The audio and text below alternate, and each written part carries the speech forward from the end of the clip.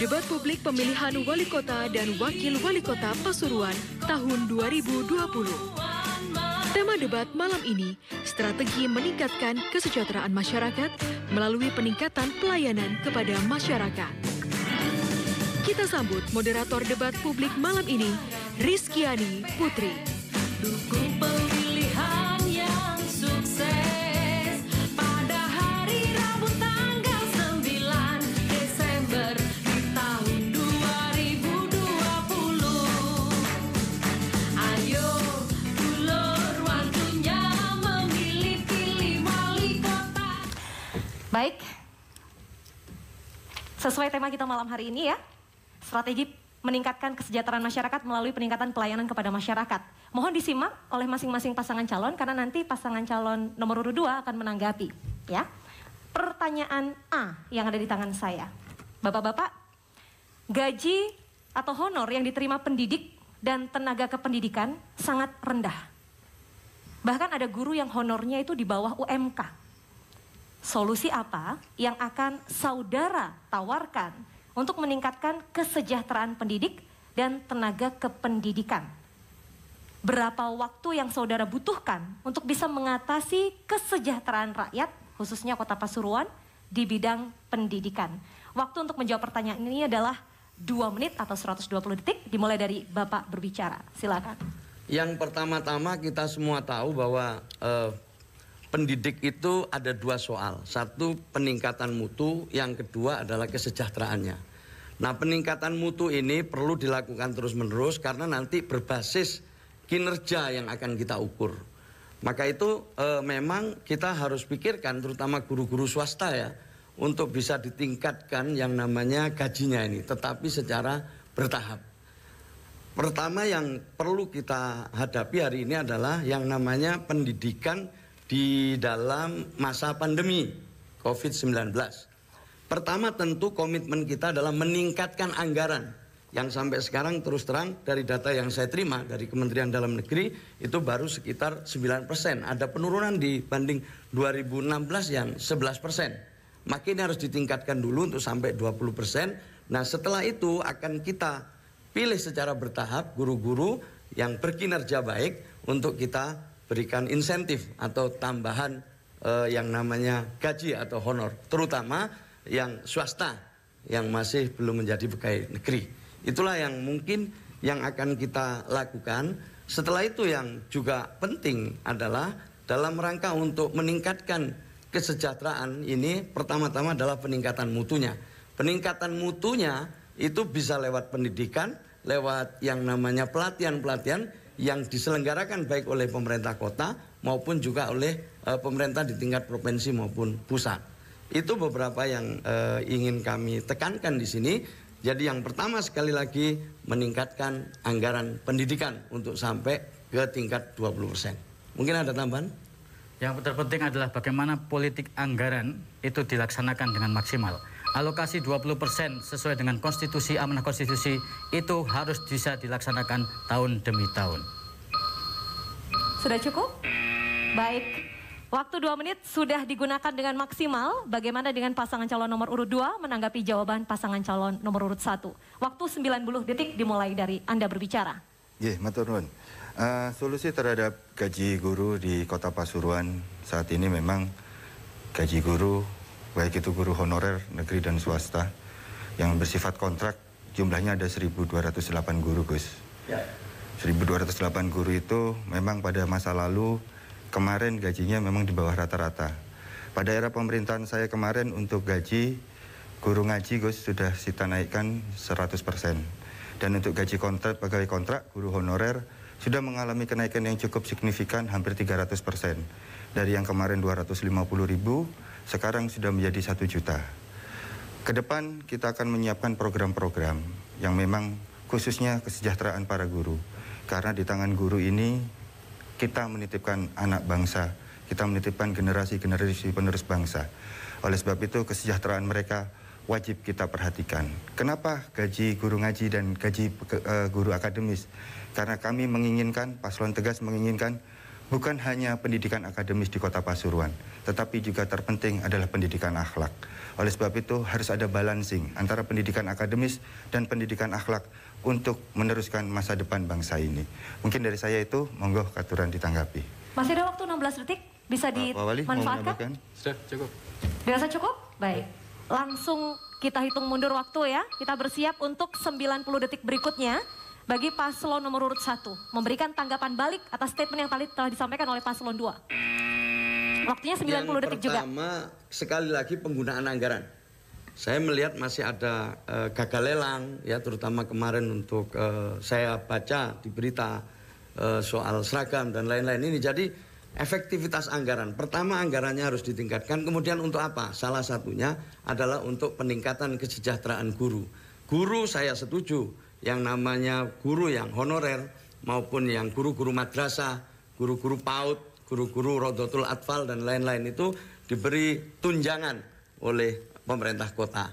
Nah sekarang skenarionya yang penting. Kita bikin skenario di mana ada pendidikan formal, ada pendidikan non formal.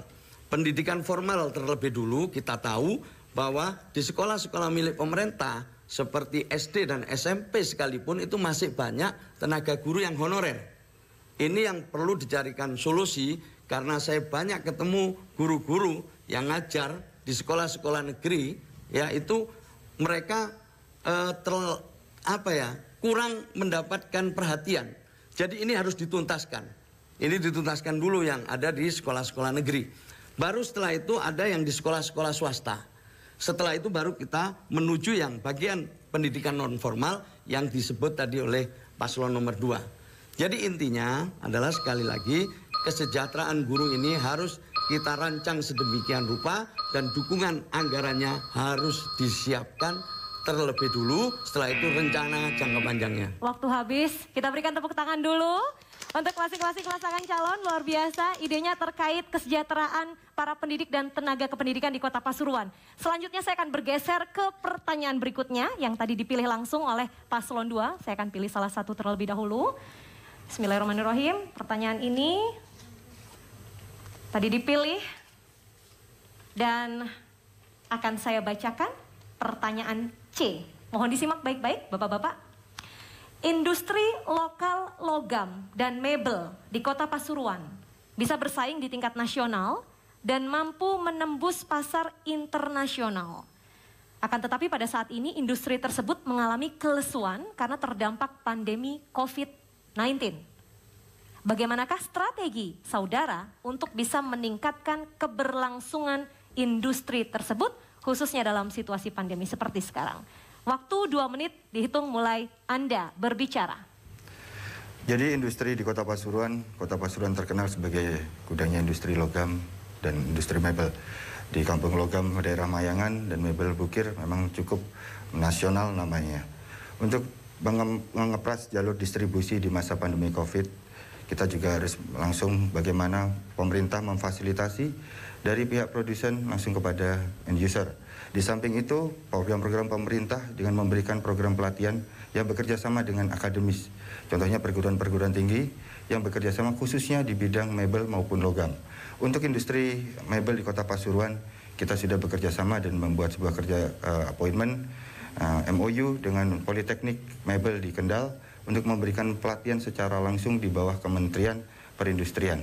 Sedangkan untuk industri logam, kita sudah menggunakan program kemitraan juga dengan salah satu kampus akademis di Kota Malang, Politeknik Negeri Malang, khusus untuk memfasilitasi bagaimana industri logam mendapatkan pembinaan agar ke depan bukan hanya mutu yang dihasilkan, tetapi bagaimana jalur distribusi dan marketing bisa menjalankan di era pandemi COVID-19 ini. Monggo Pak Wali. Terima kasih. Kaitan dengan logam dan mebel,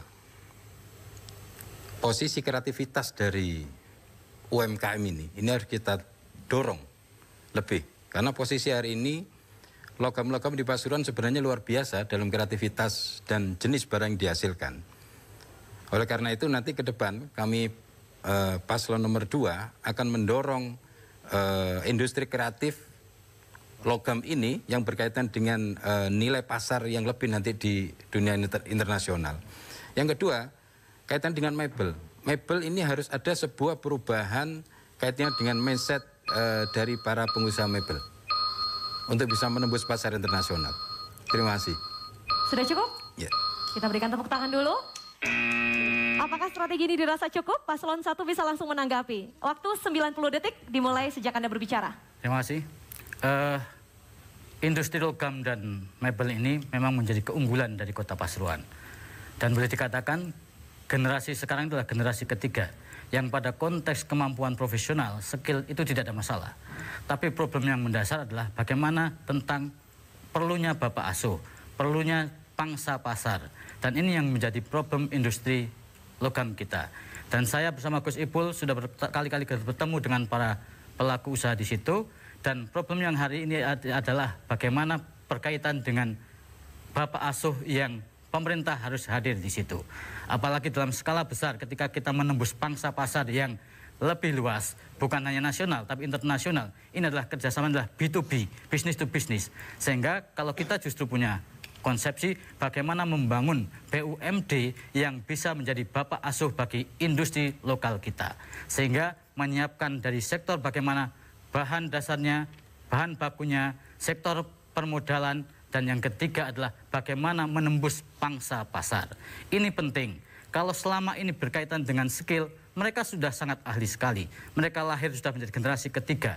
Sehingga yang kita perlukan adalah bagaimana ini mereka tidak terjebak pada konteks permodalan yang selama ini juga banyak yang mereka terjebak pada konteks rentenir dan sebagainya. Pemerintah harus merubah strategi. Jadi kita harus mau ngikuti maunya mereka, bukan pemerintah memaksakan maunya kepada mereka. Menarik dan langsung bisa ditanggapi 90 detik. Untuk menanggapi balik, silahkan Paslon 2. Jadi fungsi pemasaran pemerintah memang ada peran serta aktif dan di dalamnya. Seperti kita ambil contoh kerjasama antar daerah, bagaimana kita mengkerjasamakan dua daerah Kota Pasuruan dengan daerah-daerah yang lain. Baik itu berupa B2G yang sudah disampaikan atau berupa pameran-pameran. Kita memfasilitasi industri kreatif, baik itu mebel dan logam, untuk dipasarkan langsung dari hilir untuk kita naikkan menuju pemasarannya. Dari kaitan dengan pemasaran, kita juga sudah bekerja sama dengan membentuk pameran, baik itu di dalam negeri maupun di luar negeri, dalam rangka eksebisi, di mana kita berharap dengan pameran itu akan terdapat sebuah transaksi jual beli, dan di situ akan menambah penghasilan asli daerah Kota Pasuruan dan menghidupkan industri kreatif di Kota Pasuruan. Monggo, Pak Wali ada yang tambahkan? Cukup. Cukup? Ya. Dari saya. Sudah cukup? Ya, Dimanfaatkan? Baik. Sayangnya bukan waktu untuk Paslon 1. Mohon maaf, kita berikan tepuk tangan dulu. Segmen terakhir pemirsa, dan masing-masing pasangan calon akan menyampaikan pernyataan penutup untuk meyakinkan Anda pada tanggal 9 Desember 2020 selain untuk hadir untuk memilih kepala daerah atau wali kota dan wakil wali kota yang tentunya bisa memimpin Kota Pasuruan lebih baik. Saya sudah tidak sabar untuk segera dengar, akan diawali oleh pasangan calon nomor urut 1. Waktu 2 menit 30 detik dimulai sejak Anda berbicara. Seperti yang kami sampaikan di muka tadi, al-muhafadzatu alal qadimi sholeh wal ahdu bil jadidil aslah. Kita akan mempertahankan nilai-nilai lama yang baik. BLT yang tadi disampaikan oleh Mas Deno, mulai dari pusat, provinsi, juga Kota Pasuruan, termasuk di dalamnya adalah kartu gotong royong, itu perlu kita teruskan. Dan bahkan kalau saya diberi kepercayaan akan kami lipat gandakan. Kalau sekarang 200, nanti bisa 300 sampai 400. Guru ngaji juga demikian, akan kita tingkatkan terus setiap tahunnya. Yang berikutnya juga penting kami sampaikan pada kesempatan yang baik ini. Yang belum baik kita rubah, misalnya yang namanya belum hadirnya kota cerdas di Kota Pasuruan. Layanan yang menggunakan teknologi agar layanannya lebih murah, lebih cepat, dan lebih baik. Itulah yang akan kami lakukan berdua jika diberi mandat oleh warga Kota Pasuruan. Masih ada waktu 90 detik. Saya tambah satu saja. Sepatu hitam ini produk UMKM Kota Pasuruan. Sepatu ireng nomor 41. Ayo bareng-bareng warga Kota Pasuruan 4 kecamatan coblos nomor 1. Masih ada waktu 60 detik. Ingin dimanfaatkan? Ya.